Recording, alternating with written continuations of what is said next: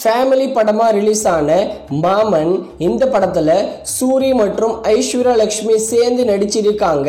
இந்த படம் தமிழ்நாடுல 40 crore வேர்ல்டு வைடா 46 crore கிட்ட கலெக்ஷன் பண்ணி பிளாக் பஸ்டர் ஹிட் ஆகி இருக்கு. மாமன் படத்தோட டிஜிட்டல் ரைட்ஸ் ZEE5 தான் வாங்கியிருக்காங்க. இந்த படத்தை வர ஆகஸ்ட் 15ஆம் தேதி இண்டிபெண்டன்ஸ் டே வீக்கெண்டுக்கு ZEE5ல ஸ்ட்ரீமிங் பண்ண போறாங்களாம்.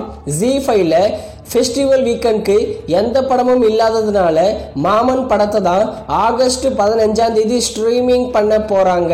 அடுத்ததா தக் லைஃப் மணிரத்னம் டைரக்ஷன்ல கமல்ஹாசன், சிலம்பரசன், த்ரிஷா இவங்கெல்லாம் சேர்ந்து நடிச்சிருக்காங்க. இந்த படம் வேர்ல்டு வைடாவே 80 crore கிட்ட தான் கலெக்ஷன் பண்ணிருக்கு.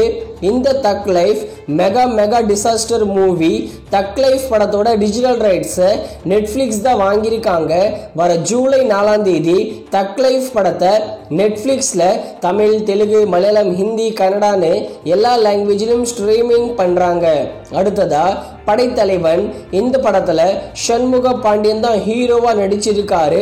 படைத்தலைவன் படத்துக்கு நல்ல ஓப்பனிங் இருந்தது, ஆனா படம் எதிர்பார்த்த அளவுக்கு போகல. இந்த படைத்தலைவன் படத்தோட டிஜிட்டல் ரைட்ஸ் அமேசான் பிரைம் தான் வாங்கியிருக்காங்க. வர ஜூலை 11ஆம் தேதி படைத்தலைவன் படத்தை அமேசான் பிரைம்ல ஸ்ட்ரீமிங் பண்ண போறாங்க.